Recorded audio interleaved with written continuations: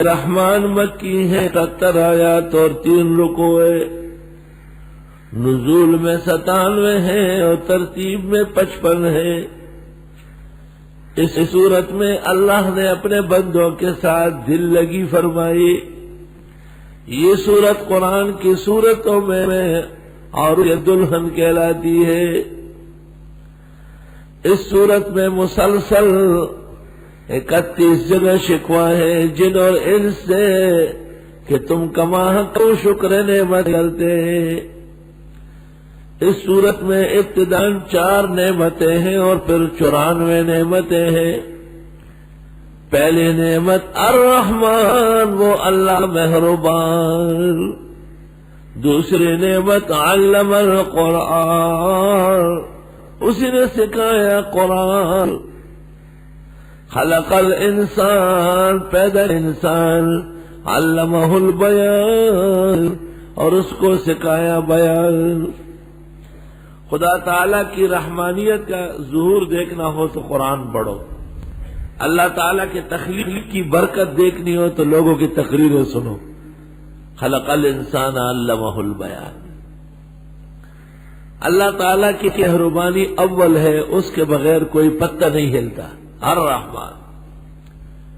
اور خدائی نعمت اور احسانات میں سرفہرست احسان قرآن مجید کا نزول ہے، علم القرآن۔ یہاں تک کہ انسان کی تخلیق بھی اس کے سامنے کوئی معنی نہیں رکھتی۔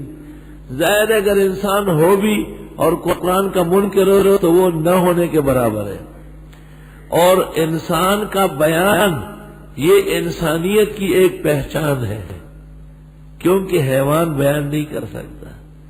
بنطق آدمی بہتر از دواب، بنطق آدمی بہتر از دواب، دواب است بے گر نہ گوئی ثواب۔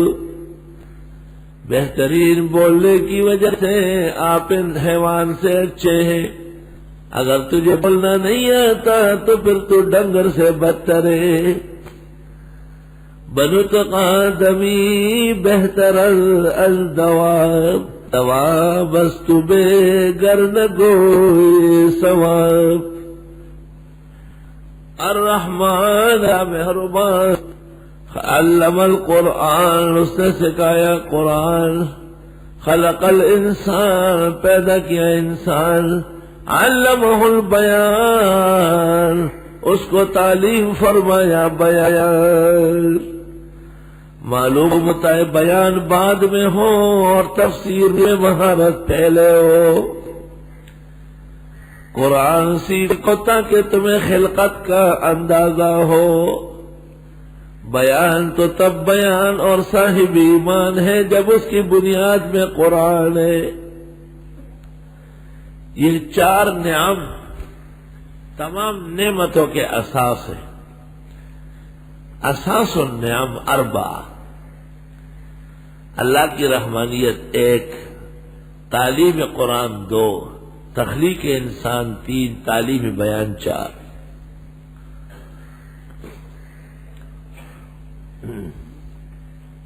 روئے زمین میں قرآن کریم کا مقام وہ ہے جو آسمان کے سطح پر شمس و قمر کا ہے۔ جیسے سورج کی ڈیوٹیاں ہیں، اس سے کائنات میں فصلیں پکتی ہے، خلائق تیار ہوتی ہے، اور چاند کے ذریعے راتیں جگمگا جاتی ہے۔ یہی کام قرآن کریم کر رہا ہے۔ الشمس والقمر بحسبان، سورج و چاند حساب کے لیے ہے۔ شمس سے نظام شمسی، قمر سے نظام قمری۔ دوسری تفسیر، الشمس والقمر بحسبان، سورج و چاند حساب میں لگے ہوئے ہیں۔ اللہ نے ان کو ایک زندگی دی ہے، ایک مدت لگائی۔ والنجم والشجر یسجدان، والنجم، اور وہ بیلیاں جو زمین پہ پھیلتی ہے، والشجر، اور وہ درخت جو اوپر اٹھتے ہیں یسجدان سجدے کرتے ہیں۔ دو قسم کے پودے ہوتے ہیں، بعض بیلیاں ہیں جیسے خربوزہ، تربوز، لوکی، اس کی بیلیاں پھیلتی، اس کو کہتے ہیں نجم، اور ایک ہے بالکل اوپر اٹھنے والا، وہ ہے شجر۔ تو زمین پہ پھیلے ہوئے یا زمین سے اٹھنے والے سر بسجود ہے۔ والسماء رفعها، اور آسمان کو اللہ نے ووضع المیزان، اور مقرر کیا ہے ترازو۔ اس میں اشارہ آ رہا ہے کہ جب تک ترازو کے ذریعے ناپ تول صحیح ہوگا آسمان کا جو قائم ہوگا۔ آسمان کو اٹھایا اس نے اور مقرر کیا ہے ترازو، اللہ تطغوا فی المیزان، تم گڑبڑ نہ کرنا تولنے میں، واقیم الوزن، اور سیدھا رکھو ترازو انصاف سے، ولا تخسر المیزان، کم نہ چلاؤ ترازو۔ والارض، اصل میں ترازو مراد ہے عدل، یعنی آسمان و زمین ہے کہ وہ ظلم برداشت نہیں ہے۔ آسمان و زمین کی ہر خلقت حکم دیتی ہے کہ آپ عدل ہیں۔ والارض للانام، زمین کو بچایا اللہ نے لوگوں کے لیے، فیہا فاکہۃ، اس میں پھل ہے، والنخل، اور کھجور ذات الاکمام، خوشو والی، ایسا جیسے اوپر غلاف چڑھا ہے۔ والحب ذو العصف والریحان، اور اناج ہے بوسے والے اور رزق۔ عصف، بوسا، گندم کے دانے علیحدہ کر لو، بوسا نکل، اور پھر اس گندم سے کیا کرنا ہے؟ الریحان، وہ رزق ہے۔ اور بعض کہتے ہیں والحب ذو العصف والریحان، اور اناج بوسے والے اور خوشبو۔ ریحان کے دو معنی، ایک رزق اور ایک خوشبو۔ تو ریحان کی دو صفت ہوتی ہے، ایک اللہ اس کو رزق اور روزی خوب دے گا، اور دوسرا اس اور جمال اخلاق مشہور ہوگا۔ ریحان پختوں کے وقت کشمالو ہے، یہ ایک پودا ہے، اس میں سرخ سرخ بہت سارا بیج کی طرح پھول آتے ہیں، اور جن کو جنات کا عارضہ ہو وہ اس کو دیکھ نہیں سکتے، بس دیکھتے ہی جن آ جاتا ہے۔ تو لوگ ٹھنڈے کے لیے جس کو جن ہو آہستہ سے وہ پودا توڑ کے لاتے ہیں، جنات اس کے عاشق زار ہے، بالکل وہ ہے گل ریحان۔ یہ 12 آیات کے اندر سورت کی تمہید ہے۔ اب یہ بیان، فَبِأَيِّ آلَاءِ رَبِّكُمَا تُكَذِّبَانِ، پس کس کس نے نعمت کی تم دونوں اپنے رب کی تکذیب کرو گے، جن و انس۔ اعلیٰ ال کی جمع ال احسان کو کہتے ہیں، نعمت کو۔ حدیث شریف میں ہے، یہ سورت آپ نے صحابہ کے سامنے پڑھی، وہ خاموش رہے، فرمایا تم سے تو جنات اچھے تھے، جب میں نے یہ سورت ان کو سنی تو جب میں کہتا فَبِأَيِّ آلَاءِ رَبِّكُمَا تُكَذِّبَانِ، تو وہ آواز دیتے لَا بِشَيْءٍ مِّن نِّعَمِكَ رَبَّنَا نُكَذِّبُ وَلَكَ الْحَمْدُ، اللہ ہم ایک نعمت کا بھی انکار نہیں کرتے، تیرا شکر پر بجا لاتے۔ مستحب ہے کہ سورۃ الرحمن میں جب آدمی پڑھے یا سنے فَبِأَيِّ آلَاءِ رَبِّكُمَا تُكَذِّبَانِ، تو سننے والا کہے لَا بِشَيْءٍ مِّن نِّعَمِكَ رَبَّنَا نُكَذِّبُ وَلَكَ الْحَمْدُ، اپنی بولی میں کہے خدایا ہم آپ کے کسی احسان و نعمت کی ناشکری نہیں کرنا چاہتے، تیرے لیے حمد و ثنا ہے۔ خلق الانسان من صلصال کالفخار، پیدا کیا انسان کو بجتی ہوئی مٹی سے جیسے ٹھیکری۔ وخلق الجان من مارج من نار، اور پیدا فرمائے جنات کو من مارج، شعلے سے، من نار، آگ کے۔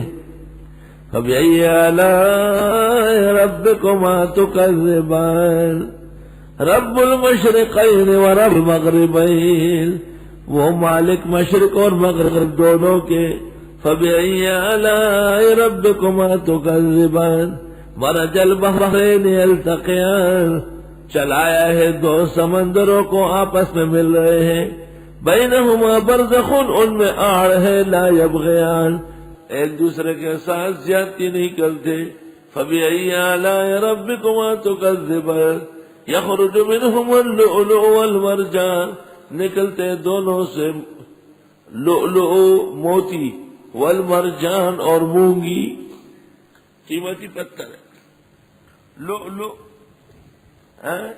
رأيت طفلا على القصير فقلت ما اسمك فقال لؤلؤ فقلت لي فقال لا لؤلؤ گوہر پاک بباید کے شود قابل فیض ورنہ ہر سنگ گلو لؤلؤ مرجان نشود لؤلؤ معصوم چود کئی وے لؤلؤ کی لؤلؤ یخرج منہما اللؤلؤ والمرجان نکلتے ہیں دونوں سے لؤلؤ اور مرجان موتی اور مونگی فبأي آلاء ربكما تكذبان وله الجوار المنشآت في البحر كالأعلام اور اس اللہ کے ہیں کشتیاں کھڑی سمندر میں جیسے پہاڑ جوار جاریہ کی جمع ہے جاریہ کہتے ہیں وہ کشتی جو سمندر میں چلتی ہے سمندر میں جو بادبانی کشتیاں ہوتی تھی وہ کنارے سے ایسا معلوم ہوتا تھا جیسے پہاڑ اس سے پتہ چلتا ہے کہ وہ بھی وجود میں بہت بڑی ہوتی تھی المنشآت القائمات